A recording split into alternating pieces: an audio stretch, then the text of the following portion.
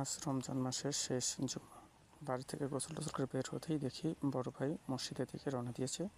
তাই আমিও ভাইয়ের সাথেই মসজিদে রওনা দিলাম। রাস্তা দিয়ে যেতে গ্রামের প্রকৃতিটা উপভোগ করলাম। আমাদের গ্রামের প্রাকৃতিক বৈচিত্র্য আসলেই খুব সুন্দর। চারিদিকে শুধু সবুজ আর সবুজ,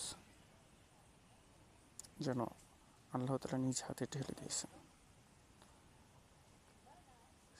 গ্রামের রাস্তা প্রাকৃতিক, একদম মনোরম পরিবেশ। সেখানে আমরা যেতে আমাদের আরও কিছু প্রাকৃতিক সৌন্দর্য দেখার সৌভাগ্য হলো।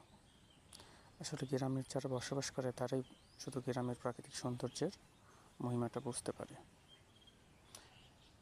যেদিকেই তাকাবেন শুধু সবুজ আর সবুজ, স্বচ্ছ শ্যামল ঘেরা আমার এই রূপসী বাংলা, ঠিক কবিতার মতো সুন্দর। এখান থেকেই মসজিদের মুয়াজ্জিন সাহেবের কণ্ঠস্বর শোনা যাচ্ছে। আমরাও রাস্তায় দুজন যেতে যেতে আমাদের সামনের দিকে আর কয়েকজন সঙ্গীর সাথে দেখা হয়ে গেল। সবাই রমজানের শেষ জুমার নামাজ আদায়ের জন্য মসজিদের উদ্দেশ্যে রওনা দিয়েছি। যেতে যেতেই আমরা প্রায় মসজিদে পৌঁছে গেছি। এটা মসজিদের কবরস্থানের প্রাচীর। দূরে দেখা যাচ্ছে আমাদের মসজিদটা অনেকটা সুন্দর, কিছুটা বিদেশি স্টাইলে তৈরি। পাশেই কবরস্থান, তার পাশেই মসজিদ।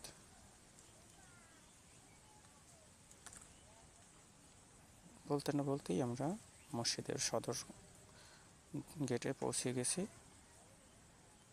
গেটটা অনেকটাই সুন্দর, কোরআন শরীফের আকৃতিতে করা, রেহাল যাকে অনেক সময় বলে থাকি।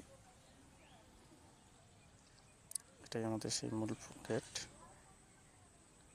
গেট দিয়ে ভিতরে ঢুকতে চোখে পড়ল মসজিদের প্রধান দরজা দিয়ে ইমাম সাহেবকে দেখা যাচ্ছে।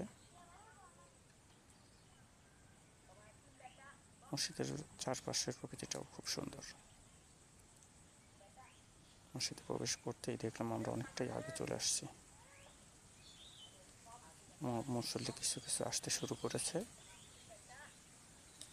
আমিও এই সুযোগে চারিদিকটা একটু মোবাইল দিয়ে ঘুরিয়ে ভিডিও করে নিলাম। আমাদের মসজিদটা আপনাদেরকে দেখিয়ে দিলাম কীরকম দেখতে। কিছুক্ষণের মধ্যেই মসজিদটা মোটামুটি ভরে যাবে। ওই লোকজন দরজা দিয়ে ধীরে ধীরে আসা শুরু করেছে। এরপরে আস্তে আস্তে ওই আমাদের প্রধান গেট দেখেন, প্রথমে দেখাতে পারিনি কিন্তু এখন দেখেন। আল্লাহর কাছে অশেষ শুকরিয়া যে তিনি আমাদের এই রমজানের শেষ জুমাবারে মসজিদে আনার তৌফিক দান করেছেন। নামাজ শেষ করে তারপরে আমরা বাড়ির উদ্দেশ্যে ধীরে ধীরে রওনা দিলাম। এই রমজান সকলের পাপ মোচনের একটি পথ। আল্লাহ সবাইকে পাপ মোচন করার তৌফিক দান করুন, আমাদের সবাইকে সুখে থাকার তৌফিক দান করুন।